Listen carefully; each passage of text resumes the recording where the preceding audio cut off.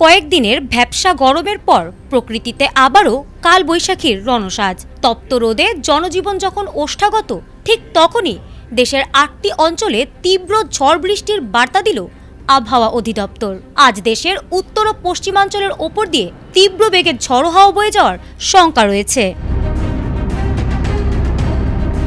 আবহাওয়া অধিদপ্তরের বিশেষ সতর্কবার্তায় জানানো হয়েছে, রংপুর, দিনাজপুর, রাজশাহী, পাবনা, বগুড়া, যশোর, কুষ্টিয়া ও টাঙ্গাইল অঞ্চলের ওপর দিয়ে পশ্চিম বা উত্তর পশ্চিম দিক থেকে ঘন্টায় ৪৫ থেকে ৬০ কিলোমিটার বেগে অস্থায়ীভাবে দমকা অথবা ঝড়ো হাওয়া বয়ে যেতে পারে। উন্নত প্রযুক্তি এবং অভিজ্ঞ চিকিৎসক দলের নিরলস প্রচেষ্টায় আমরা আছি আপনার পাশে। ডেল্টা হাসপাতাল। সেই সঙ্গে বজ্রসহ বৃষ্টির প্রবল সম্ভাবনা রয়েছে।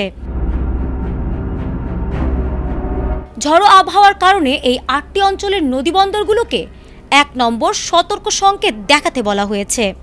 বিশেষ করে ছোট নৌযানগুলোকে সাবধানে চলাচলের পরামর্শ দিয়েছেন আবহাওয়াবিদরা। আবহাওয়া অফিস জানিয়েছে, আজ ভোর ৫টা থেকে দুপুর ১টা পর্যন্ত সতর্কবার্তা কার্যকর থাকবে। চলতি মে মাসে কালবৈশাখীর চিরচেনা রূপ অনুযায়ী এই আকস্মিক ঝড়ের প্রবণতা বাড়ছে। সকাল থেকেই দেশের উত্তরাঞ্চলে মেঘলা আকাশ ও গুমোট ভাব লক্ষ্য করা গেছে, যা বড় কোনো ঝড়ের আগাম বার্তা দিচ্ছে। তীব্র গরমে কিছুটা স্বস্তি ফিরলেও নৌপথে চলাচলকারী যাত্রী ও শ্রমিকদের বাড়তি সতর্কতা অবলম্বনের অনুরোধ জানানো হয়েছে। দিন শেষে বৃষ্টির এই আগমন কারো কাছে আশীর্বাদ হয়ে নামে, আবার ঝড়ের দাপটে কারো কপালে চিন্তার ভাঁজ পড়ে। প্রকৃতি তার আপন খেয়ালে ঝরলেও এর প্রভাব এক একজনের জীবনে এক এক রকম গল্প এঁকে দেয়।